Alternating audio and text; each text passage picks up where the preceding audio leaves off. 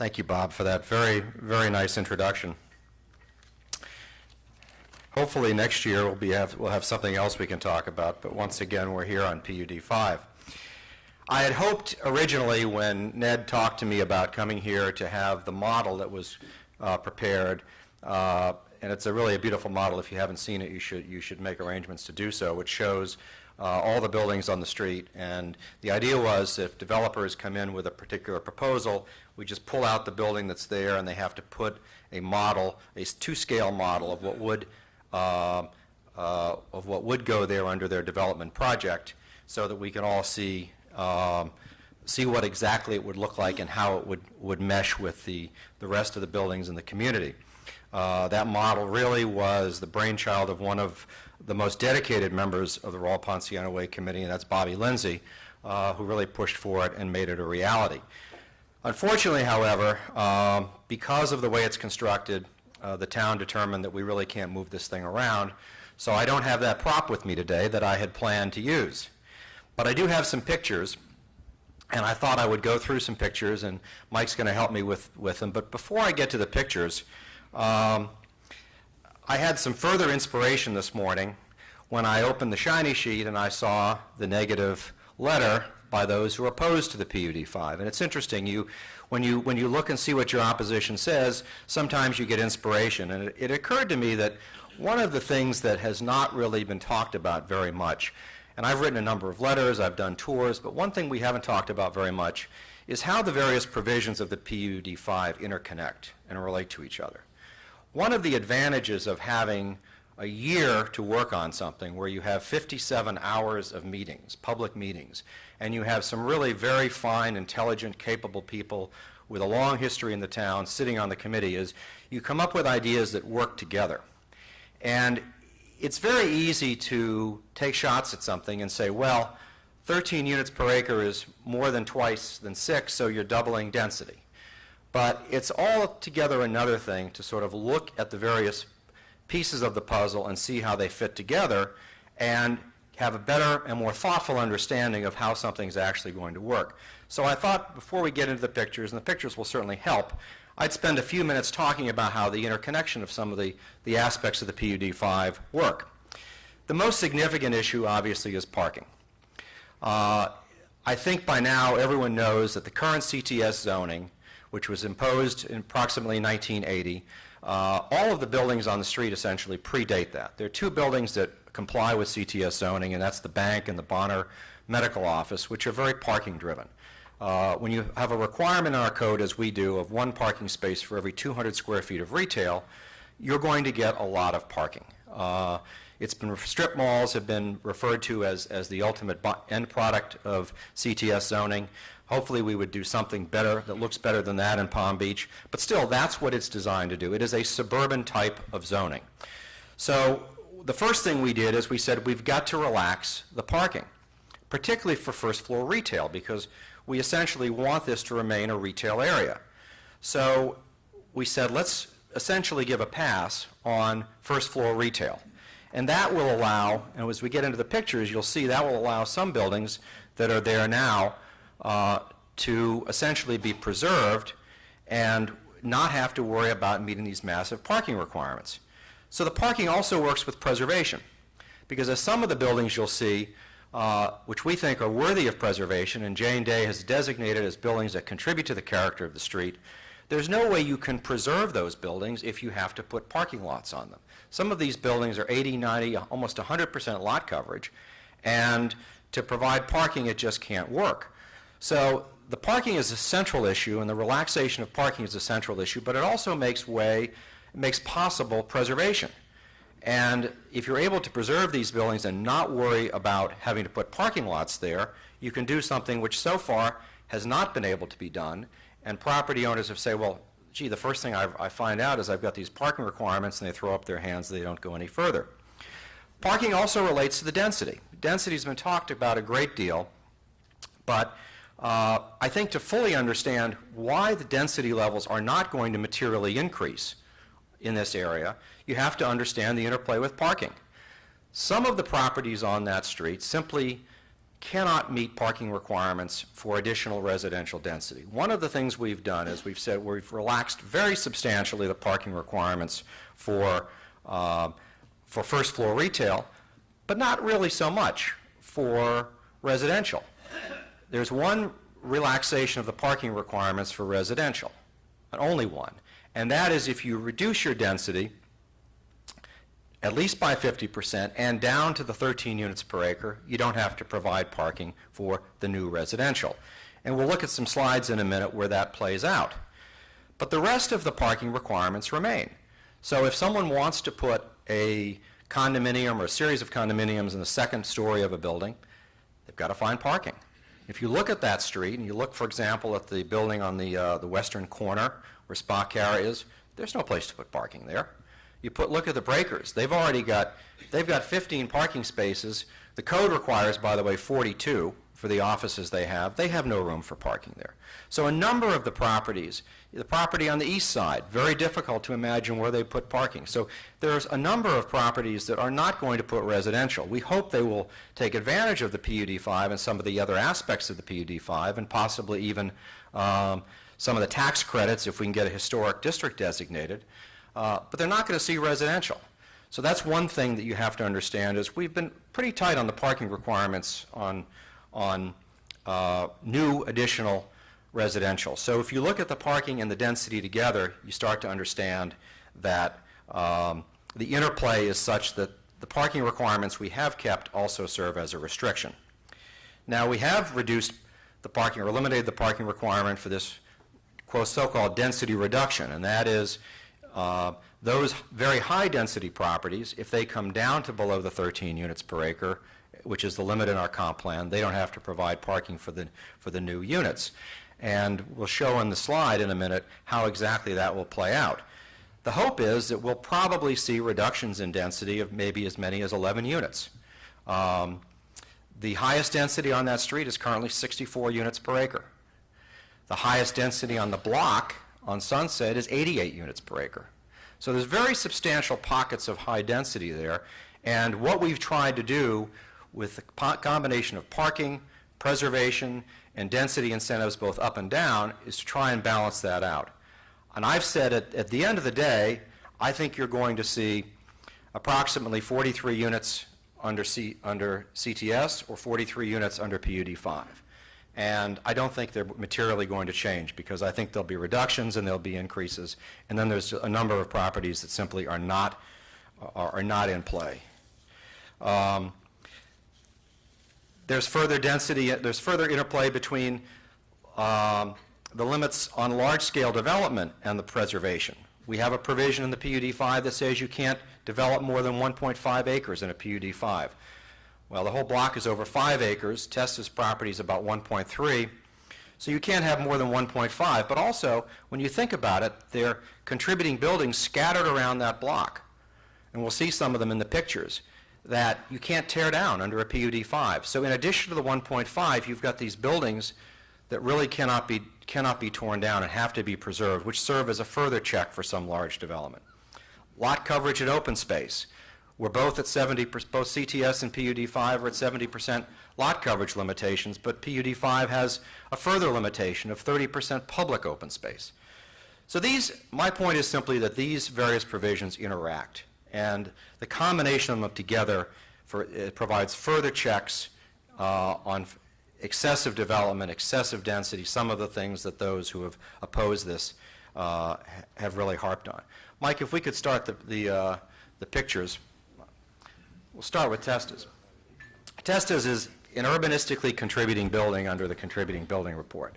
That means that the front of this restaurant would have to be preserved in any development. Now, in CTS zoning, if all we have is CTS, this is getting torn down. This and everything else on that 1.3 acres is going to be torn down because they're going to have to tear it down. Under CTS zoning, and I just did a little bit of math this morning, and this is a number I play with a lot, if you have the garage, the gas station developed, this developed, all this 1.3 acres, and you had about 10,000 square feet of retail where the gas station is, maybe 4,000 where the VIA is, a restaurant of smaller size, take the CTS zoning requirements, and I calculated, plus the 8 residential units that they can do, I calculated they'd have about 147 parking spaces required. That's 23,000 square feet just for the parking spaces, almost half this property. So we're giving them a pass on any new retail on the first floor, plus grandfathering in the parking they have, and saying, by the way, in exchange, you're going to have to preserve the front of this restaurant, because that's iconic in this town and people identify with it. Mike, can we? All right, this is the back of the restaurant. This is, if you come out of Richard Rampell's office, this is what you're going to see. This is not worth preserving, and this is really something that needs to be addressed. If we're going to preserve our town and maintain a character, we've got to figure out how to get rid of this, but preserve what's worth saving. Like the gas station. This is 125 feet across, 100 feet deep, 12,500 square feet just for the gas station, plus the parking in the back. If you put 10,000 square feet of retail there, that alone is going to result in 50 parking spaces. You can start to do the math and realize if we don't come up with something other than CTS, we're going to be looking at a massive parking lot on that property. Mike? This and, let's see, have we got the one with both? All right. This is the Les Evans property, and this is an example of a property that I don't see any way it remains under CTS zoning, but I think you really could do something interesting here under PUD 5. This property is a little bit less than 1/5 of an acre. It's got 7 residential units on it, 4 on the upstairs and 3 on the downstairs. And if you've walked down, there's a little, where is it? There's a little opening right there, a little via. If you go down that via and you look in the back there, it's not in the best of shape. Under CTS zoning, if he tried to convert the residential first floor units to retail, he couldn't do it. He'd have to provide parking under our code. There's no place to put parking on this property. The only place, it's got no access to Sunset, so the only place the parking is going to come in is right off the street, right off Raul Ponciano Way. And you're going to see either a parking lot in front or a parking lot in back and new construction. This building is gone. The building has a lot of nice architectural features.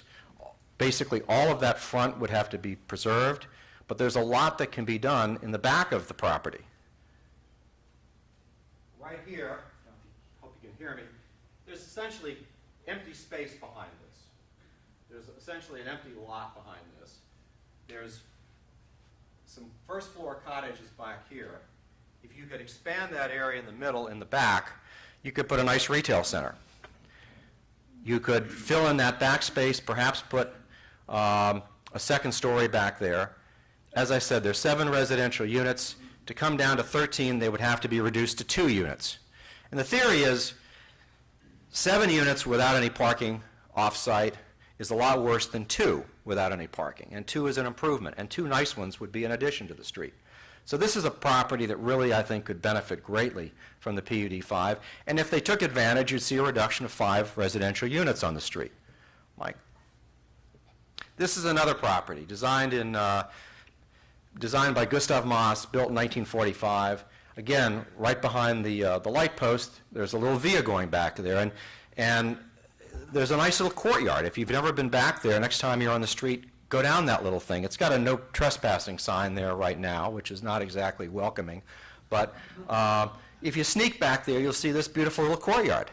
One of my colleagues, and I won't mention who, on the Raul Ponciano Way Committee, someone who wasn't entirely supportive of this, went back there with me and said, gee, I've never been back there. This was after we finished our year of work. I said, what do you mean you've never been back here? It's a beautiful little courtyard there, and if you could get some retail in the back there, you see the window units up there. There's a total of 8 apartments on this property. It's 1/8 of an acre. The density is 64 units per acre. 64 units per acre. If they had developed under PUD 5, they would have to reduce that to 2, make presumably 2 nice apartments. They wouldn't have to provide parking. They wouldn't have to put a drive aisle off the street, because they could essentially take the pass on first floor retail, which they would have to all be retail on the first floor, and upstairs you'd have essentially 2 units instead of a total of 8, because there's another small building in the back where there's 4 more units.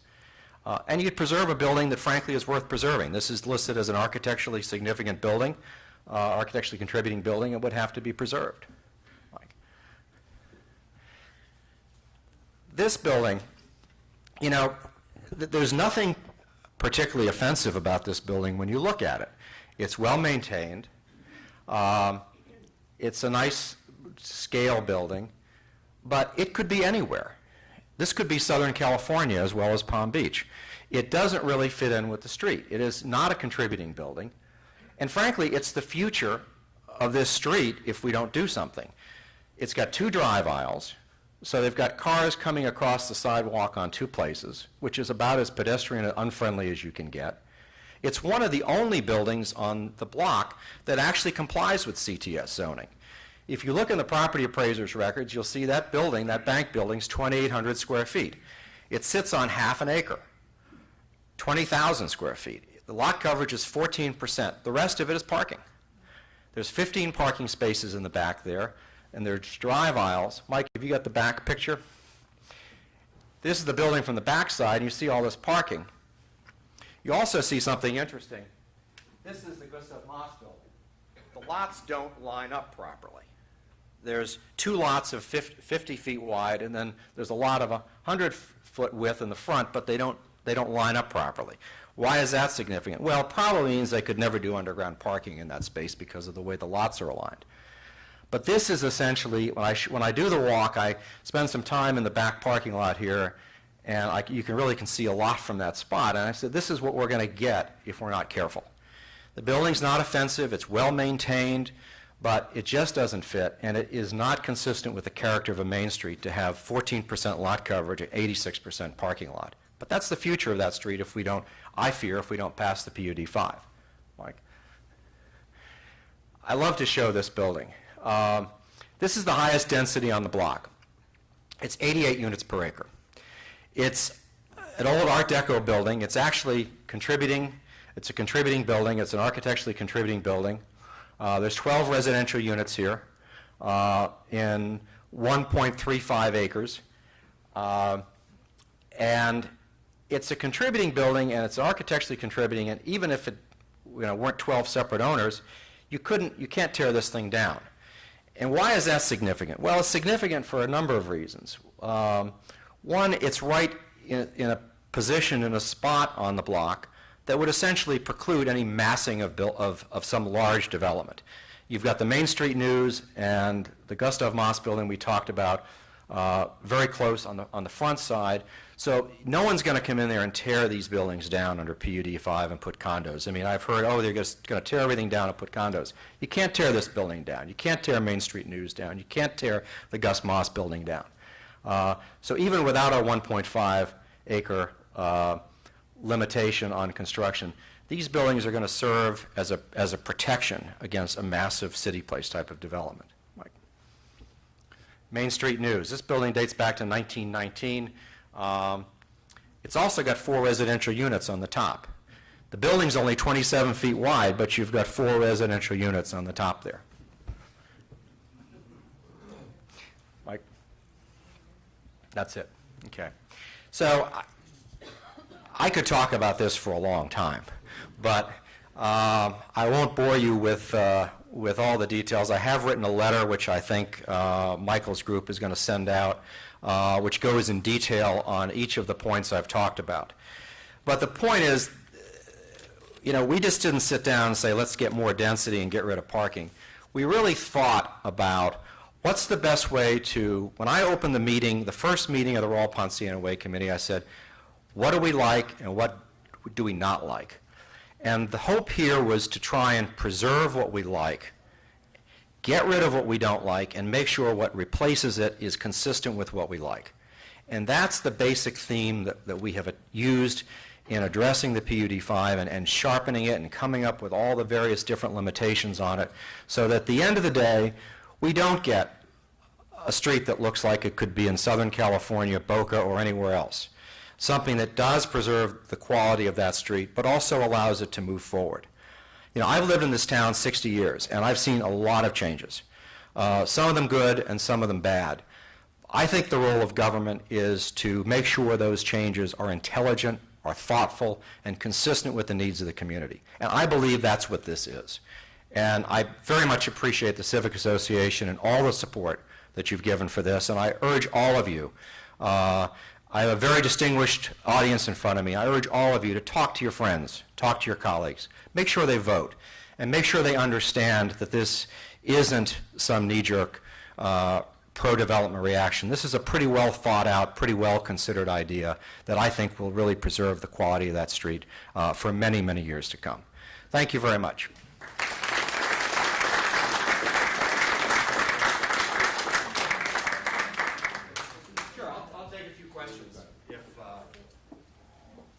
If anyone has any questions, I'm happy to take some. I know people have got to get going.